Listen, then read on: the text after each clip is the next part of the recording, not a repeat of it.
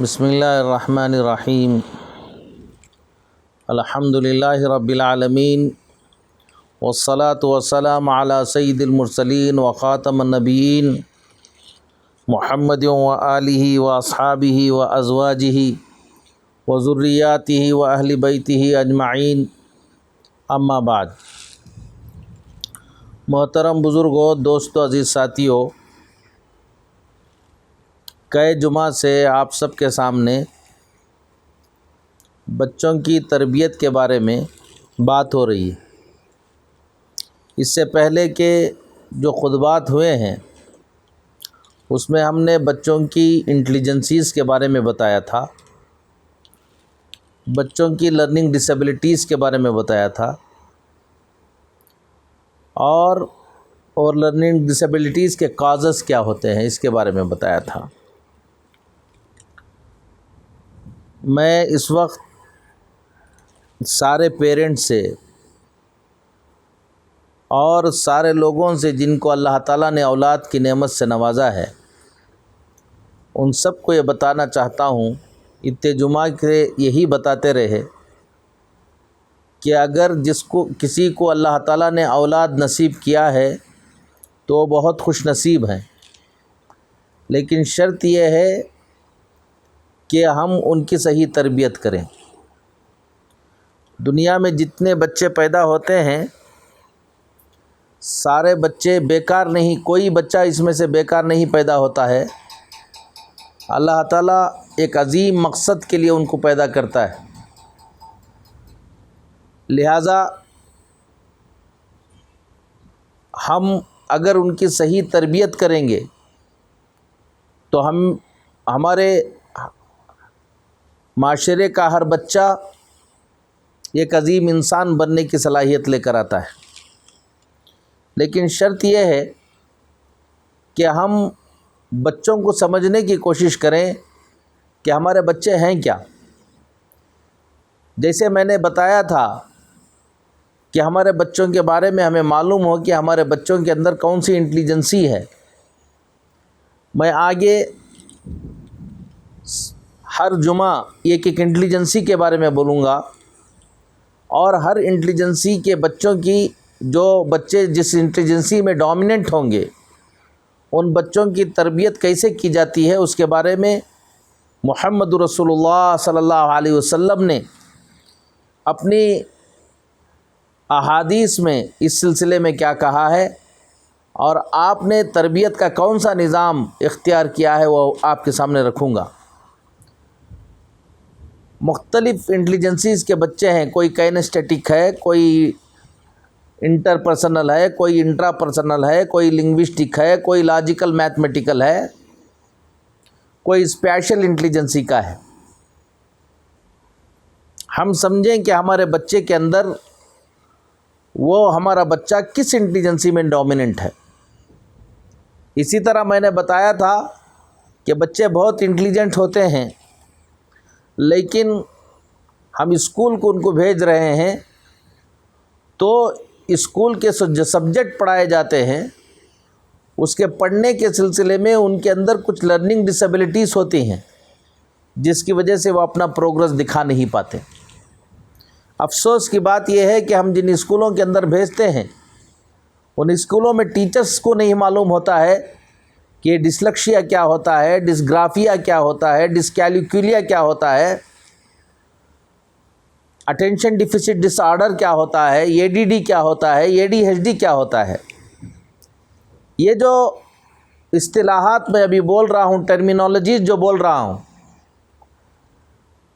آپ کو یہ ٹرمینالوجیز نہیں دکھ رہی ہوں گی، لیکن میں آپ کو بتا رہا ہوں ایک ماں کے لیے اور ایک ٹیچر کے لیے جو اپنے بچوں کو تربیت کرنا چاہتے ہیں ان کے لیے ان کا جاننا بہت ضروری ہے۔ جیسے ایک ماں اپنے بچے کو گھر کے اندر تربیت کرتی ہے اور اس کے صحت کا خیال کرتی ہے، اس کی جسمانی نشو و نما کا خیال کرتی ہیں، اور اگر کوئی بخار آ جائے، اسے کچھ کھانسی ہو جائے، اسے کچھ دست ہو جائیں، تو ہر ماں کو معلوم ہوتا ہے کہ یہ اگر یہ بیماری ہو تو مجھے کیا کرنا ہے کہ ڈاکٹر کے پاس لے کر جانا ہے، سب کچھ کرتے ہیں، لیکن اس کے کاگنیٹو ڈیولپمنٹ کے لیے اور اس کے علم کو حاصل کرنے کے لیے کیا کیا چیزیں پریشانیاں ہوتی ہیں وہ ماں باپ کو نہیں معلوم ہوتی ہیں۔ معلوم ہونا بہت ضروری ہے۔ نہیں معلوم ہونے کی وجہ سے ہم اپنے بچوں کو شریر بول کر بہت سے بچوں کو ضائع کر دیتے ہیں۔ جو مائیں اور جو ٹیچرز ان چیزوں سے واقف ہوتی ہیں، ان کے اندر ہمت ہوتی ہے کہ اپنے بچوں کو کمزور دیکھتے ہوئے بھی اس کو ایک عظیم انسان بنانا وہ چاہتی ہیں۔ چند واقعات سناتا ہوں میں آپ کو۔ اس سے پہلے حضرت امام یوسف رحمۃ اللہ علیہ کا واقعہ آپ کو سنایا تھا کہ امام ابو حنیفہ رحمۃ اللہ علیہ نے ایک یتیم بچے کو پر محنت کی تو وہ بچہ کس طرح سے ایک عظیم انسان بن گیا۔ دنیا کی آپ بڑی بڑی شخصیتوں کے بارے میں دیکھیں گے اور بڑے بڑے پرسنالٹیز کے بارے میں سنیں گے تو آپ کو معلوم ہوگا کہ وہ پرسنالٹیز کے بننے کے پیچھے، وہ شخصیتوں کے بننے کے پیچھے ان کے ماں باپ کا ہاتھ ہے اور ان کے ٹیچرز کا ہاتھ ہے، ان کی ٹیچرز کی محنت، ان ٹیچرز کی سمجھداری اور اسی طرح ان کے ماں باپ کی محنت اور ماں باپ کی سمجھداری۔ 13 سال تک بچے کے اندر یہ شعور نہیں ہوتا ہے کہ وہ اپنے آپ کو بنائیں، اس میں اصل کام ماں باپ کا ہوتا ہے۔ ماں باپ اگر اس کی صحیح تربیت کر دیتے ہیں تو اس کے بعد اس کو شعور پیدا ہو جاتا ہے، پھر بچہ خود اپنے آپ کو بنانے کی محنت شروع کر دیتا ہے۔ 13 سال تک اس کو اتنا سینس نہیں ہوتا کہ میرے اندر کمزوری کیا ہے، میرے اندر کیا اسٹرنتھ ہے، میرے اندر کون سی انٹیلیجنسی میں ڈومیننٹ ہوں اور میرے اسکلز کیا ہیں، مجھے کس اسٹریم میں جانا چاہیے، مجھے کس میدان میں محنت کرنا چاہیے، یہ سب سمجھنے کی ایک بچے کے اندر صلاحیت نہیں ہوتی۔ صلاحیت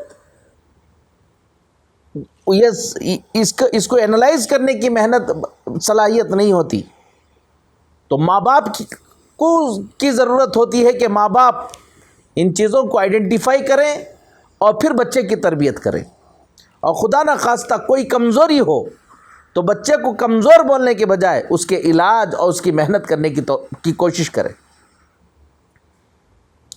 پوری دنیا جو لوگ پڑھے لکھے ہیں، جو لوگ اسکولوں میں پڑھتے ہیں، انہوں نے ایک شخص کا نام سنا ہوگا۔ میں ایک سائنٹسٹ کا واقعہ سناتا ہوں۔ تھامس ایڈیسن ایک بہت بڑا سائنٹسٹ گزرا ہے، اس نے بہت سے ڈسکوریز کی ہیں۔ اس میں سے یہ جو بلب ہے، جو آج پوری دنیا کے اندر بلب جل رہے ہیں، اس کو ایجاد کرنے والا تھامس ایڈیسن تھا۔ آپ سوچو کہ آج آپ کے گھروں کے اندر روشنی ہے، آج شہروں کے اندر روشنی ہے، تو اس کام کو کرنے والا تھامس ایڈیسن تھا۔ تو کتنا جینیس آدمی ہوگا جو اتنا بڑا کام کیا۔ آپ کو اس کا ایک واقعہ سناتا ہوں۔ اس واقعے کو سن کر آپ سوچئے کہ ہماری اولاد کیسی ہو سکتی ہے اور ہم کیا کر دیتے ہیں۔ تھامس ایڈیسن اسکول میں پڑھتا تھا، اس کی والدہ ایک اسکول کی ٹیچر تھی، ریٹائرڈ ہو چکی تھی۔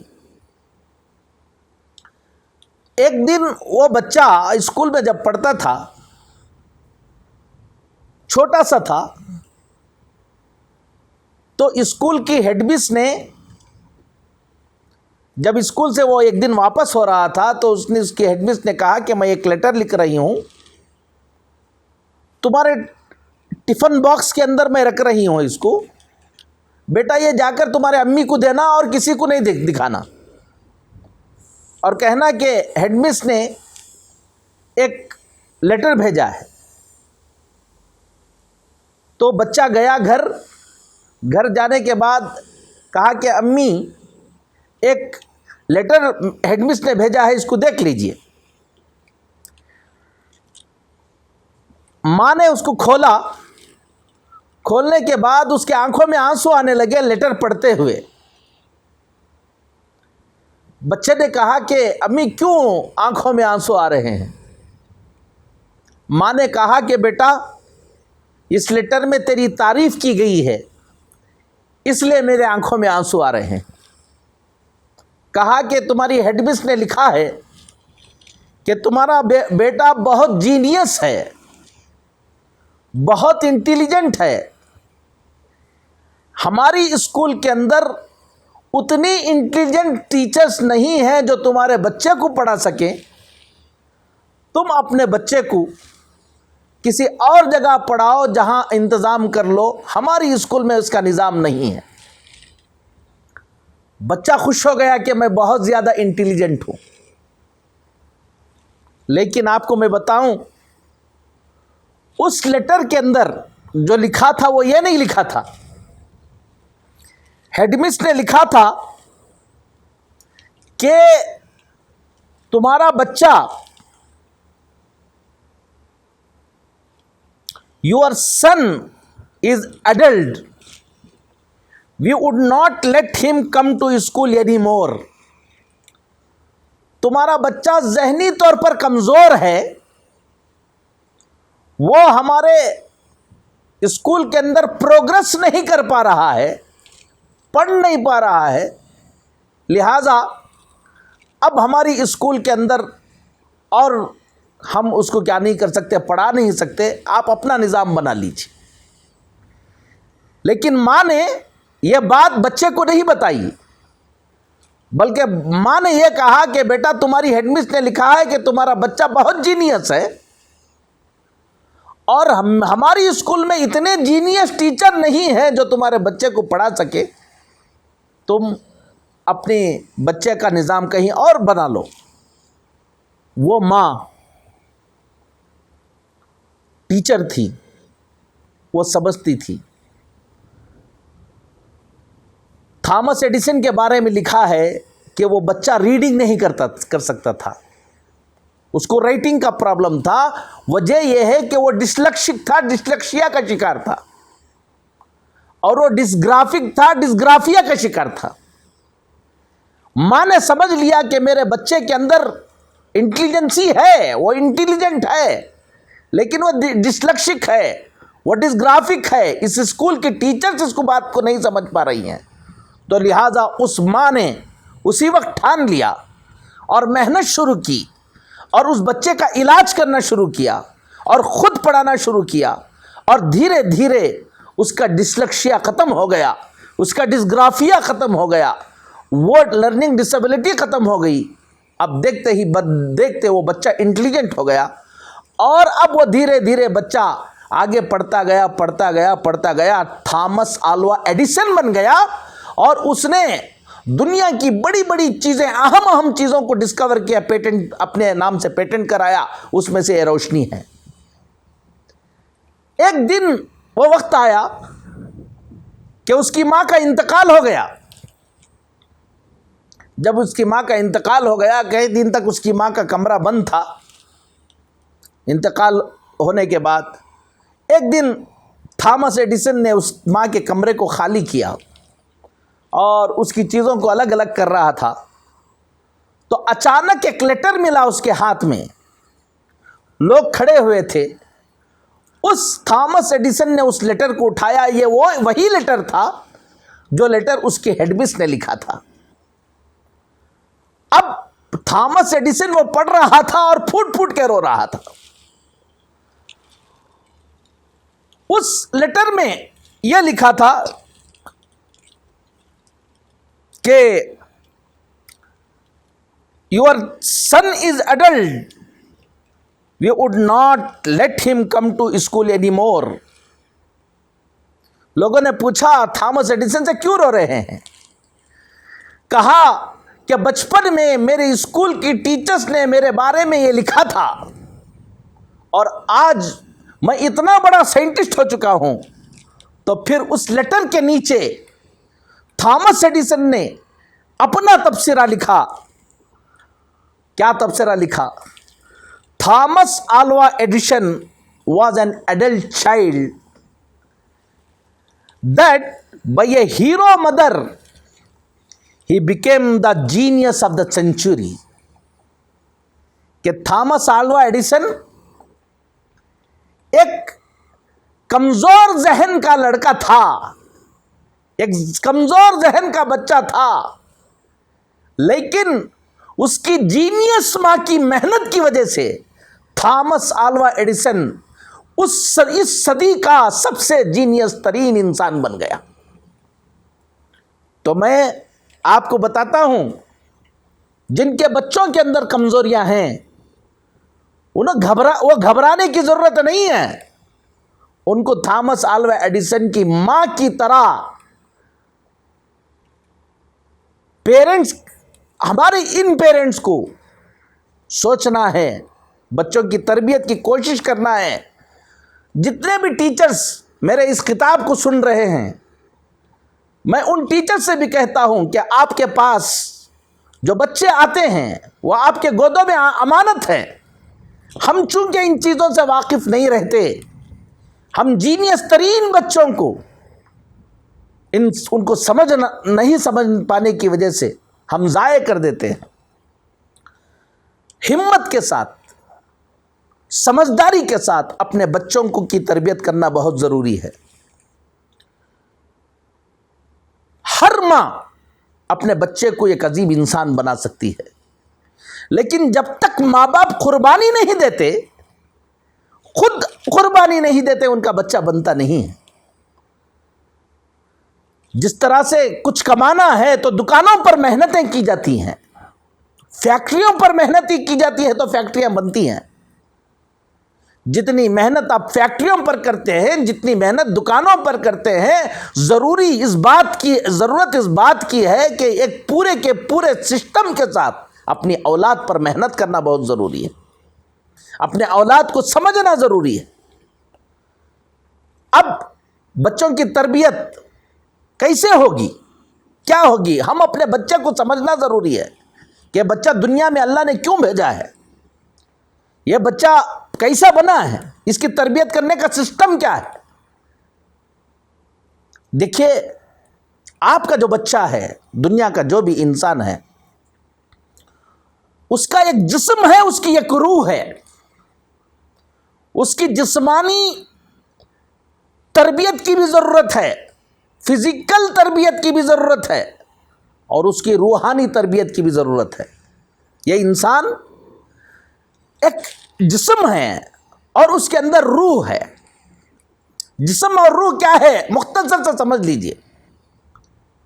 اللہ تعالیٰ نے انسان کو مٹی سے پیدا کیا. قرآن مجید میں لمبی تفصیل کے بجائے مختصر سا کہتا ہوں کہ مٹی سے پیدا کیا. اپنی صفت خلقت سے اللہ نے انسان کو تخلیق کیا. تخلیق کسے کہتے ہیں؟ جو دھیرے دھیرے جس چیز کو بنایا جاتا ہے، اللہ تعالیٰ جن چیزوں کو دھیرے دھیرے بناتا ہے وہ صفت خلق کے ساتھ بناتا ہے. تو مٹی سے حضرت آدم علیہ السلام کو بنایا. فرمایا کہ چکنی مٹی سے اللہ تعالیٰ نے انسان کو بنایا، حضرت آدم علیہ السلام کو بنایا. اور جب آدم علیہ السلام کا جسم تیار ہو گیا، فَإِذَا سَوَّيْتُهُ، جب میں اس کو پورا بنا دوں، وَنَفَخْتُ فِيهِ مِن رُوحِي، اور میری روح اس میں پھونک دوں، فَقَعُوا لَهُ سَاجِدِينَ، تو فرشتوں سے کہا کہ جب اس کے اندر روح آ جائے تو تم ان کے سامنے سجدے میں گر جانا. تو معلوم ہوا کہ ایک جسم بنایا اللہ نے، تخلیق کی. اور روح کسے کہتے ہیں؟ روح، یسألونک عن الروح، اے محمد صلی اللہ علیہ وسلم، یہ لوگ آپ کو روح کے بارے میں پوچھتے ہیں کہ بتائیے کہ روح کیا ہے۔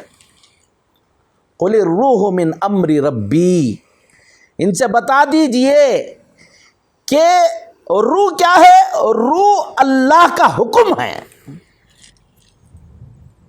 اللہ تعالیٰ کا کام جو ہے وہ یہ ہے کہ کچھ چیزیں کن فیکونی طاقت سے اللہ بناتے ہیں، کہتے ہیں کہ ہو جا تو اسی وقت ہو جاتی ہے۔ یہ امر ہے، اس کو آرڈر کہتے ہیں۔ تو روح جو ہے وہ اللہ کے حکم سے ایک چیز تیار ہو گئی اور وہ انسان کے جسم میں آ گئی تو وہ چلنے لگی، تو ایک جسم ہو گیا، ایک روح ہو گئی۔ جسم بنا ہے مٹی سے اور روح بنا ہے اللہ کے ایک خاص حکم سے۔ روح بنی ایک خاص حکم سے کہ اللہ تعالیٰ نے کہا کہ ہو جا، ہو گئی۔ اس کی مثال میں اور ایک دیتا ہوں، سن لیجیے۔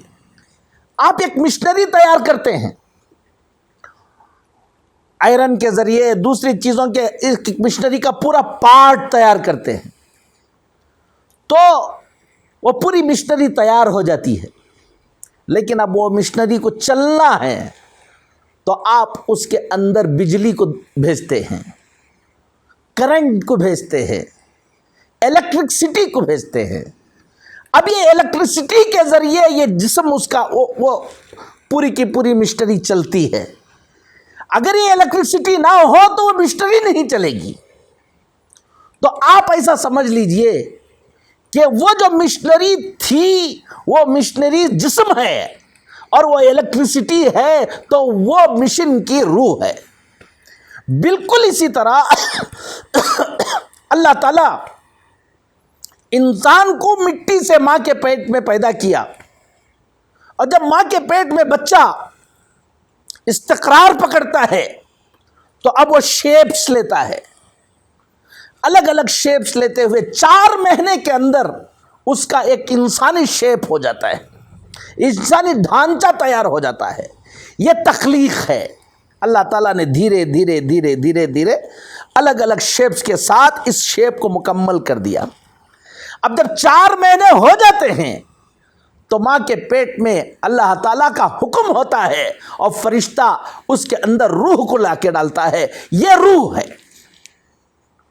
اب روح عرش سے آئی اور جسم مٹی سے بنا، اور جب روح آ جاتی ہے تو پھر انسان کے یہ اعضاء چلنے لگتے ہیں۔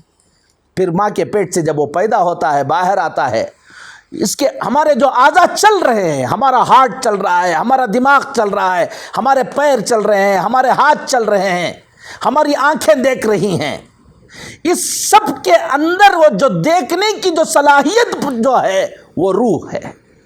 اور جس وقت روح نکل جائے گی یہ ہارٹ بھی رک جائے گا، یہ دماغ بھی رک جائے گا، یہ جسم بھی رک جائے گا۔ اور روح جہاں سے آئی تھی، اوپر سے آئی تھی، اوپر چلے جاتی ہے، اور یہ جسم جو ہے وہ مٹی سے بنا تھا، وہ مٹی میں اتر جاتا ہے۔ اور یہ جو ہم کو دکھ رہا ہے یہ ہمارا ڈھانچہ ہے۔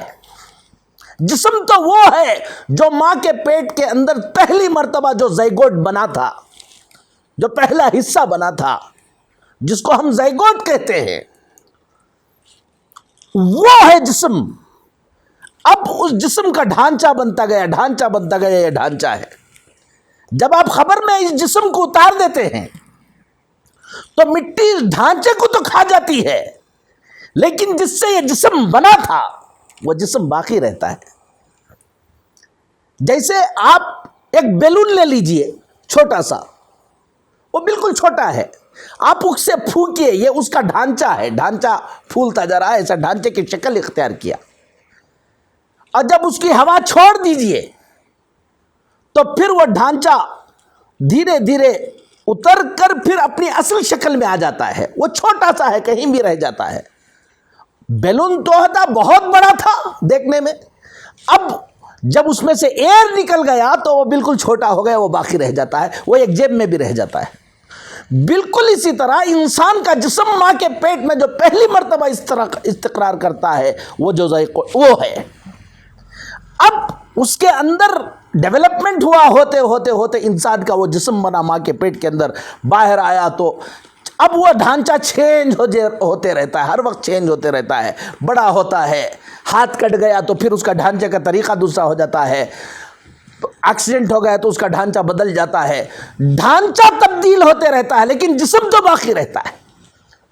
اور جب انسان کا انتقال ہو جاتا ہے، جو اس کی روح ہے وہ اوپر چلے جاتی ہے اور اس کا جسم لے جا کر ہم دفنا دیتے ہیں، یا کسی نے اس کو جلا دیا تو وہ جل جاتا ہے، کسی جانور نے اس کو کھا لیا تو وہ ختم ہو جاتا ہے، لیکن اس کا ڈھانچہ ختم ہوا لیکن وہ جسم اس کا باقی رہتا ہے۔ تو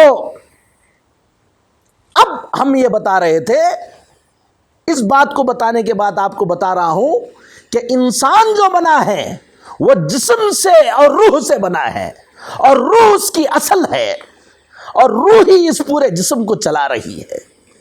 تو اب انسان کی تربیت کرنا ہے، آپ کے بچے کی تربیت کرنا ہے تو اس کی جسمانی تربیت بھی کرنا ہے، اس کی روحانی تربیت بھی کرنا ہے۔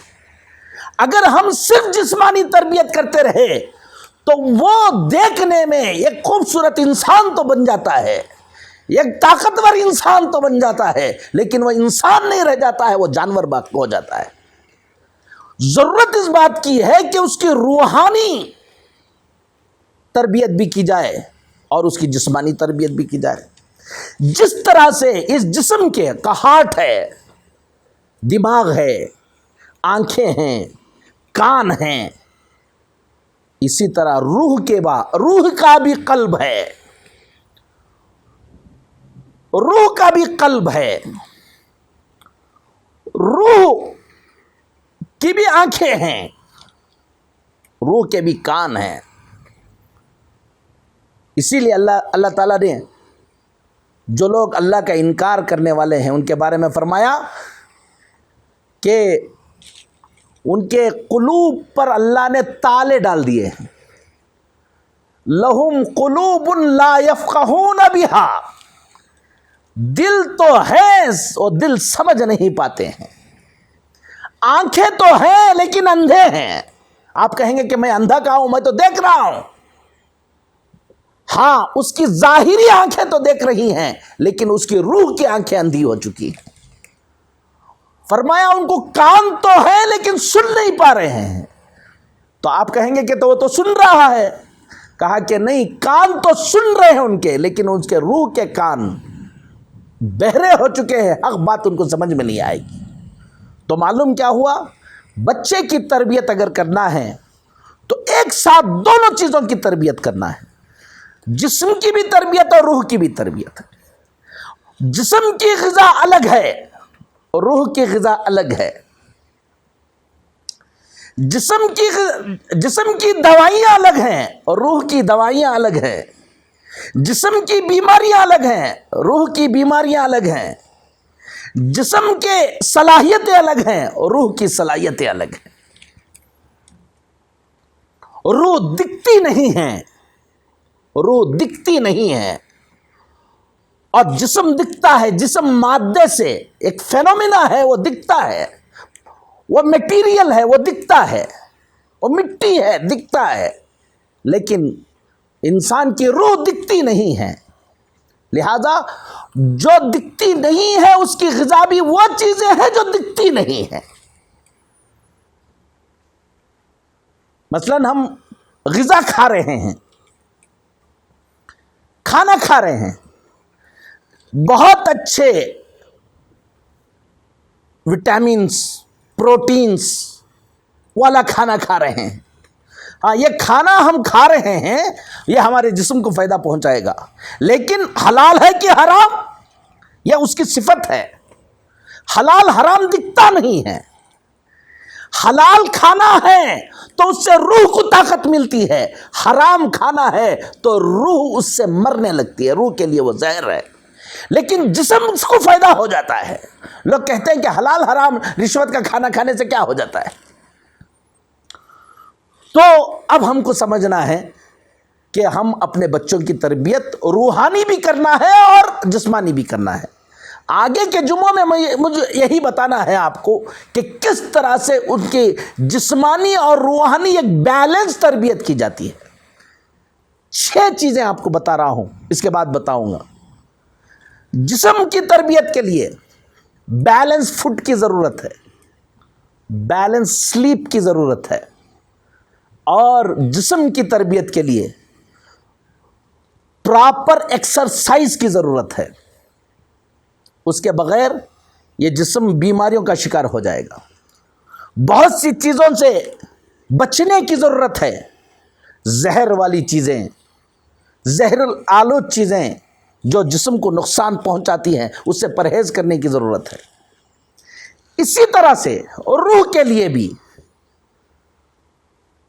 روح کو ڈیولپ کرنے کے لیے بھی ہمیں صحیح طور پر روح کے دماغ کو ڈیولپ کرنے کی چیزیں، ہارٹ برین کو ڈیولپ کرنے کی، روح کے دل کو بنانے کی،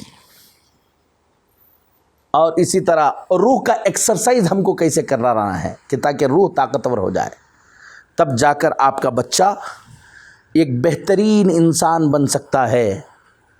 تو انشاءاللہ آئندہ جمعہ سے ہم آپ کو یہ بیلنس تربیت دونوں کی، روح کی اور جسم کی، آپ کے بچے کی کس طرح سے کی جاتی ہے اور بچپن سے ہی کس طرح سے کی جاتی ہے. جو لوگ بچپن سے محنت کر لیتے ہیں ان کا بچہ بن جاتا ہے. اللہ تعالی ہم سب کو عمل کی توفیق نصیب فرمائے. اللہ تعالی ہم کو صحیح سمجھ کی توفیق نصیب فرمائے، اور اللہ تعالی ہمارے بچوں کی صحیح تربیت کرنے کی ہمیں توفیق نصیب فرمائے. وآخر دعوانا ان الحمد للہ رب العالمین.